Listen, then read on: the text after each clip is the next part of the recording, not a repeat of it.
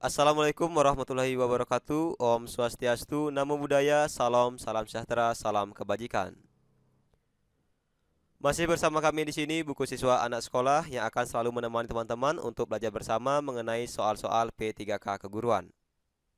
Edisi kali ini kita akan berbagi mengenai soal-soal P3K untuk kompetensi teknis pendidikan guru sekolah dasar dan kompetensi teknis pedagogi. Soal-soal dalam pembahasan ini merupakan soal-soal yang kita ambil dari teman-teman kita yang sudah melakukan tes pada tahap 1 dan tahap 2. Semoga melalui soal-soal ini bisa memberikan gambaran kepada kita bersama mengenai pola-pola soal dalam tes seleksi P3K. Namun sebelum lanjut, mari kita berdoa sejenak agar apa yang kita bahas pada kesempatan ini memberikan manfaat untuk kita bersama. Soal yang pertama, Bu Ani akan mengajarkan materi IPA kelas 6 dengan pokok bahasan bagian-bagian tumbuhan dan fungsinya. Agar kegiatan pembelajaran berjalan dengan lancar dan siswa mudah memahami materi yang diberikan, Bu Ani menggunakan gambar dan video bagian-bagian tumbuhan dan fungsinya dalam menyampaikan pembelajaran. Berkenaan dengan kegiatan pembelajaran yang dilakukan oleh Bu Ani, sesuai dengan kerucut pengalaman belajar Edgar Dill, pernyataan yang tepat berikut ini adalah A. Tingkat verbal 10%, B. Tingkat verbal 20%, C. Tingkat visual 30%, D. Tingkat keterlibatan 70%, E. Tingkat melakukan 90%. Kita lihat dulu pembahasannya berikut ini.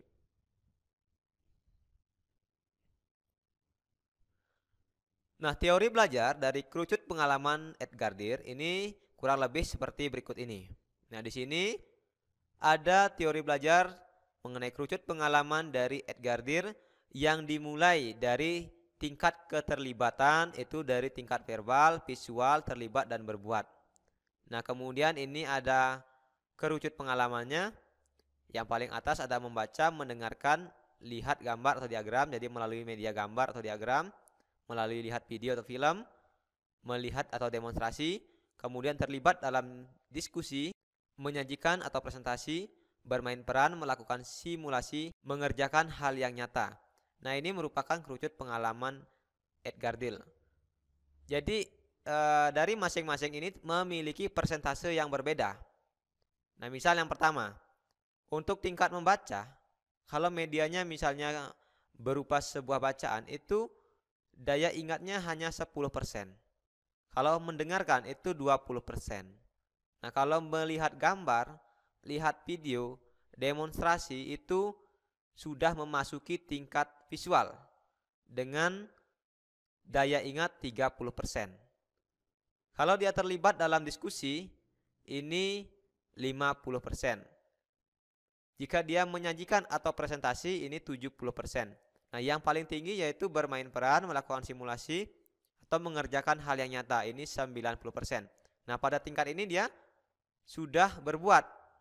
Nah, berbuat ini berarti mencangkup semuanya, verbal iya, visual iya, terlibat iya. Nah, ini sudah semuanya tercangkup dalam yang namanya berbuat. Dari kerucut pengalaman Edgar Dill ini, jika kita implementasikan dalam dunia pendidikan, nah kurang lebih seperti ini. Kalau tadi membaca, itu berarti dia medianya bisa berupa lambang kata atau lambang visual. Kemudian kalau mendengarkan, ini medianya bisa berupa rekaman atau dari radio atau audio. Nah, kalau lihat gambar atau diagram, kemudian lihat film, demonstrasi, nah ini bisa dia berupa gambar hidup, misalnya televisi atau pameran dan museum. Nah, ini. Selanjutnya terlibat dalam diskusi. Nah, untuk terlibat dalam diskusi ini bisa dia dharma wisata. Karena dalam kegiatan dharma wisata itu kita akan melakukan diskusi dengan narasumber yang terpercaya. Kemudian menyajikan atau presentasi, ini misalnya memberikan percontohan.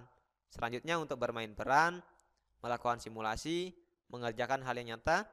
Ini misalnya pengalaman dramatisasi. Kalau bermain peran kan melakukan dramatisasi umpamanya. Simulasi berarti dia pengalaman tiruan. Kemudian mengerjakan hal yang nyata misalnya pengalaman langsung dan bertujuan. Praktik ini lebih menekankan pada praktik. Nah, inilah implikasi dari kerucut pengalaman Edgar Dill dalam pembelajaran.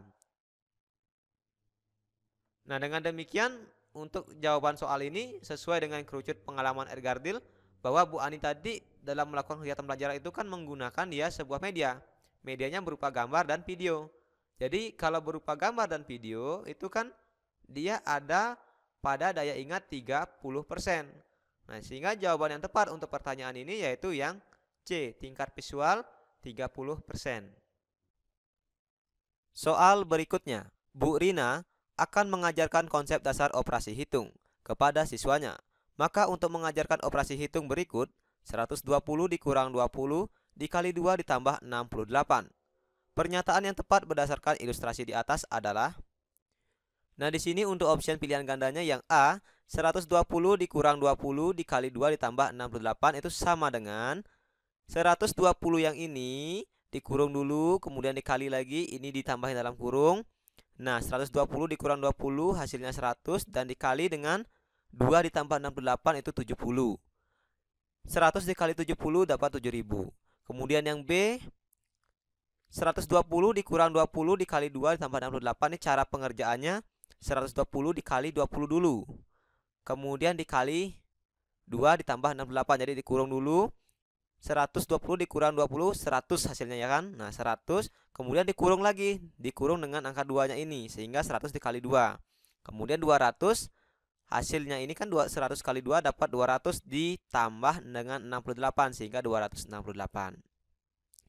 Nah begitu juga sampai pilihan C, D, dan E. Nah teman-teman silahkan lihat sendiri. Nah untuk menjawab ini kita lihat dulu pembahasannya.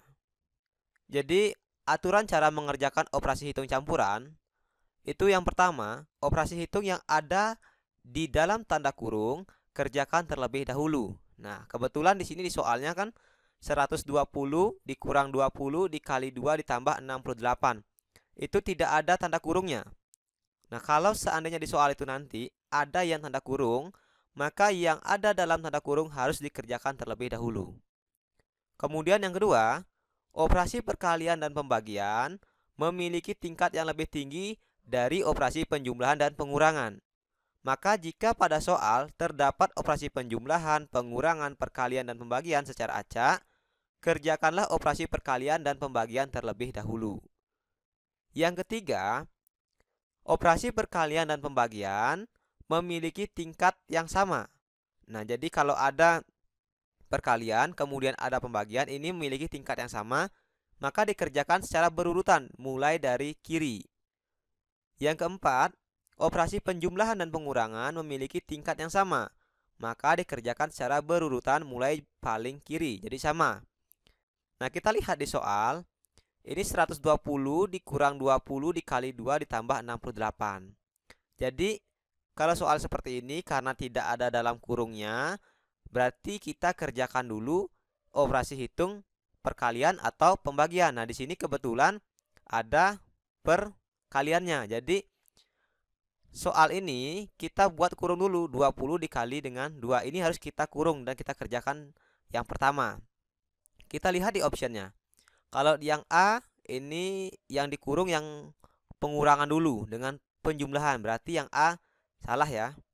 Kemudian yang B kita lihat itu yang dikerjakan sama, pengurangan dulu, berarti yang B juga salah.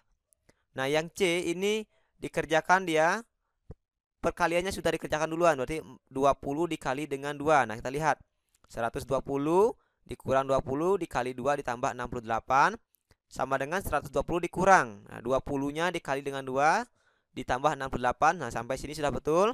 Kita lihat lagi 120 dikurang 40, kan 20 dikali 2 kan dapatnya 40 ditambah 68. Nah, kalau ada tanda yang seperti ini kan dikurang dengan ditambah ini memiliki tingkat yang sama, maka mulai dikerjakan dari sebelah kiri. Nah, berarti 120 dikurang 40 sama dengan 80. Nah, ini sudah dikerjakan dari sebelah kiri.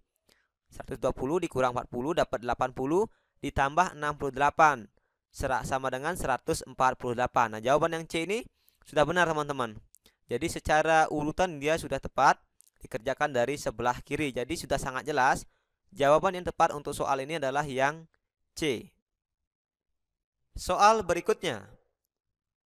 Judul buku, Resep Obat Tradisional, pengarang Iwan Santosa, tahun terbit 2007, penerbit Cahaya Permata, tempat penerbitan Jakarta. Jika buku tersebut dijadikan referensi penulisan sebuah karya ilmiah, maka penulisan daftar pustaka yang tepat adalah. Nah, di sini kita diminta dari sebuah buku ini, kalau buku ini digunakan sebagai referensi penulisan karya ilmiah, mana penulisan daftar pustaka yang tepat dari kelima option ini? Nah, kita lihat dulu pembahasannya. Jadi, dalam penulisan atau kaidah penulisan daftar pustaka dari sebuah buku, ini yang pertama itu adalah nama penulis, kemudian ada titik, tahun, kemudian titik, judul. Nah, ini dibuat italik atau miring, kemudian titik, kota penerbit, titik 2 penerbit. Nah, ini adalah kaidah penulisan daftar pustaka dari sebuah buku. Nah, berikut beberapa catatan yang perlu kita ketahui. Untuk nama penulis, jika penulis satu orang, itu urutan namanya dibalik. Nah, jadi seperti ini. Ini kan pengarangnya cuma satu orang, Iwan Santosa.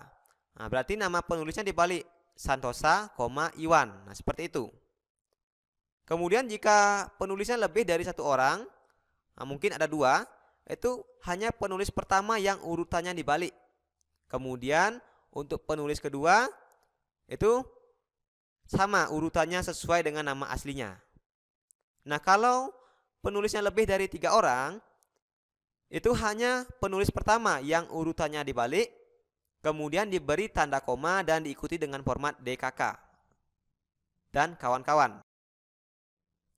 Berikutnya dari segi penulisan judul. Nah, judul ini dibuat dengan format italik atau miring. Dan dari segi kota dan nama penerbit. Nah, ini dahulukan penulisan nama kota dulu, baru diikuti dengan nama penerbit yang dibatasi dengan tanda titik 2. Jadi dengan demikian, jawaban yang tepat untuk soal ini yaitu yang A. Nah, yang A, nama penulis karena cuma satu orang dibalik kan, Santosa Iwan. Kemudian titik tahun, nah 2007, titik judul, nah, judul dibuat italik atau miring. Nah, resep obat tradisional, ini harus miring. Kemudian kota penerbit, nah kota Jakarta, dan penerbit Cahaya Permata. Untuk yang B ini kurang tepat karena tahunnya diisi kurung. Kemudian untuk yang C kurang tepat karena judulnya resep obat tradisional tidak italik atau tidak miring. Untuk yang D ini tidak tepat karena dia penerbit dulu baru kota. Kan seharusnya kota dulu baru penerbit. Untuk yang E juga tidak tepat karena namanya tidak dibalik. Padahal pengarangnya kan cuma satu orang. Seharusnya jika pengarangnya hanya satu orang itu namanya dibalik. Jadi jawabannya sudah tepat yaitu yang A. Kita lihat soal berikutnya. Perhatikan gambar berikut ini. Mobil A diketahui memiliki massa sebesar 3 kg dan percepatan sebesar 2 meter per sekon kuadrat. Mobil B diketahui memiliki massa sebesar 5 kg dan percepatan sebesar 3 meter per sekon kuadrat. Jadi untuk berat mobilnya kita abaikan karena tidak mungkin sebuah mobil itu beratnya 3 kg. Ini kan perumpamaan. Nah, pernyataan yang tepat mengenai gaya masing-masing mobil berdasarkan ilustrasi di atas adalah A 2:5, B 5:2, C 3:2, D 2:3, dan E 6:5. Kita lihat dulu pembahasannya. Jadi mobil A dan mobil B. Pada mobil A ini memiliki massa 3 kg dan percepatan 2 meter per sekon kuadrat. Sedangkan pada mobil B memiliki massa 5 kg dan percepatan 3 meter per sekon kuadrat. Sesuai pertanyaannya di sini kita diminta pernyataan yang tepat mengenai gaya masing-masing ya, mengenai gaya. Nah, kita lihat bahwa rumus gaya itu massa dikali percepatan atau F sama dengan M dikali A, massa dikali percepatan. Nah, dengan demikian kita bisa lihat bahwa gaya dari mobil A yaitu F sama dengan M dikali A, massa dikali A, itu adalah 3 dikali 2. Massanya 3, percepatannya 2. 3 kali 2 sama dengan 6 Newton. Nah, gaya yang dihasilkan untuk mobil A adalah 6 Newton. Sedangkan pada mobil B itu masih menerapkan rumus yang sama, M dikali A, massanya 5, A-nya 3. 5 kali 3, 15, jadi 15 Newton. Nah, pertanyaannya di sini, pernyataan yang tepat mengenai gaya masing-masing mobil berdasarkan ilustrasi di atas. Dan di pilihan gandanya atau di optionnya itu ada perbandingan. Jadi yang dimaksud di sini adalah perbandingan gayanya. Nah, di soal tidak disebutkan. Yang kita bandingkan itu yang A dengan yang B atau yang B dengan yang A. Ini di soal tidak disebutkan.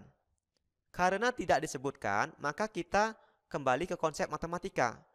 Untuk membandingkan sesuatu itu dimulai dengan dari kiri, yang kiri menjadi pembandingnya. Nah, dengan demikian berarti sesuai konsep matematikanya, maka perbandingannya yaitu gaya dari mobil A berbanding dengan mobil B, seperti itu.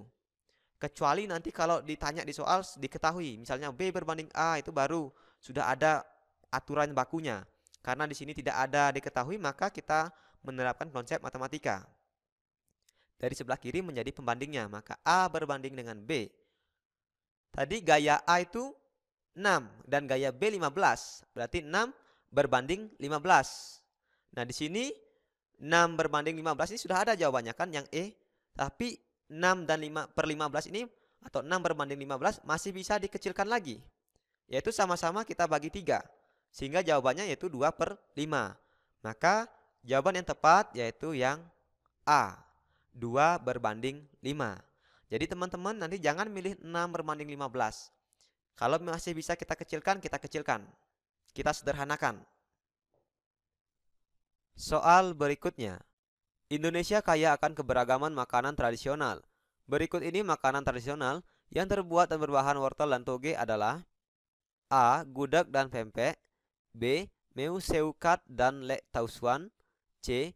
Kohu-kohu dan aunu senebre, D. Meu seukat dan kohu-kohu, E. Pastel dan lumpia. Untuk menjawab soal ini kita lihat dulu pembahasannya. Di soal kita diminta makanan tradisional yang terbuat dan berbahan wortel dan toge. Nah, kita mulai yang pertama. Ada gudeg dan pempek. Gudeg ini berbahan dasar yaitu nangka muda dan telur ayam. Nah, gudeg sendiri merupakan makanan khas yang berasal dari Jogja. Sedangkan pempek berbahan dasar daging ikan, tepung sagu. Nah, ini berasal dari makanan khas Palembang. Kemudian yang kedua, untuk makanan meu seukat, ini berbahan dasar nanas, telur, tepung terigu. Nah, merupakan makanan khas yang berasal dari daerah Aceh. Selanjutnya makanan lek tausuan. Nah, ini berbahan dasar kacang hijau kupas. Dan makanan ini berasal dari daerah Pontianak. Kemudian yang ketiga, ada makanan tradisional yaitu kohu-kohu. Kohu-kohu sendiri berbahan dasar ikan kembung, tauge, dan kelapa. Nah, makanan khas ini berasal dari daerah Maluku. Selanjutnya untuk makanan khas Aunu Sinebre, ini berbahan dasar ikan teri, nasi, dan batang talas. Makanan khas ini berasal dari daerah Papua. Yang keempat, ada pastel dan lumpia. Adapun bahan dasar untuk membuat pastel yaitu tepung terigu, wortel, dan toge. Lumpia juga sama, berbahan dasar tepung terigu, wortel, dan toge. Nah, untuk pastel dan lumpia ini tidak saya buat asal daerahnya. Karena pada dasarnya pastel ini merupakan makanan hasil dari kombinasi kebudayaan luar dengan kebudayaan Indonesia yang sudah tertanam dari ratusan tahun lalu. Jadi pastel ini sendiri sampai ke Indonesia itu pada masa penjajahan Portugis dan Spanyol. Kemudian makanan pastel ini diadopsi oleh orang-orang Indonesia dengan cita rasa Indonesia. Begitu juga lumpia. Lumpia ini merupakan makanan perpaduan dari khas Tiongkok dengan orang-orang yang ada di Semarang. Nah, sehingga dari perpaduan ini dikombinasikan, maka lumpia ini nanti memiliki ciri khasnya. Misalnya dari lumpia Semarang gimana ciri khas rasanya, cita rasanya. Lumpia Bogor gimana cita rasanya. Jadi pastel dan lumpia ini merupakan makanan tradisional yang sudah ada di Indonesia sejak ratusan tahun lalu, tetapi ini hasil dari perpaduan dengan makanan tradisional bangsa lain. Nah, sesuai pertanyaannya di sini, makanan tradisional yang berbahan wortel dan toge. Jadi sangat jelas jawaban untuk pertanyaan ini yaitu yang E, pastel dan lumpia. Soal berikutnya. Perhatikan pernyataan berikut ini. 1. Mengikuti ekstrakurikuler. 2. Menghormati guru dan mentaati peraturan sekolah. 3. Mendapatkan perhatian guru. 4. Melaksanakan piket kelas. Pernyataan yang tepat mengenai pelaksanaan kewajiban di sekolah adalah A. 2 dan 4, B. 1 dan 2, C. 1 dan 4, D. 2 dan 3, E. 3 dan 4. Nah, untuk soal ini mungkin teman-teman sudah mengetahui apa jawabannya, karena ini berhubungan dengan hak, kewajiban, dan tanggung jawab. Tapi kita akan bahas lagi. Nah, hak dalam Kamus Besar Bahasa Indonesia itu salah satu artinya yaitu memiliki atau kepunyaan. Maka dapat disimpulkan bahwa hak adalah segala sesuatu yang harus dimiliki atau didapat oleh seseorang. Tentunya ketika dia sudah melakukan suatu kewajiban. Nah, berikut ini adalah hak yang didapat oleh seorang anak selaku siswa di sekolah. Yang pertama yaitu mendapatkan pelajaran. Yang kedua, bertanya dan berpendapat. Yang ketiga, menggunakan fasilitas yang ada. Yang keempat, mendapatkan perlakuan yang adil. Yang kelima, mengikuti kegiatan sekolah. Yang keenam, memperoleh kasih sayang dari guru. Nah, ini adalah contoh dari hak-hak siswa di sekolah. Selain itu, siswa pun harus menjalani kewajibannya. Kewajiban adalah segala sesuatu yang harus dikerjakan dengan penuh tanggung jawab. Nah, contoh kewajiban di sekolah misalnya 1. Belajar beserta mengerjakan tugas dan mengumpulkan tugas tepat waktu. Yang kedua, mematuhi peraturan dan tata tertib sekolah. Yang ketiga, saling menghargai dan menghormati.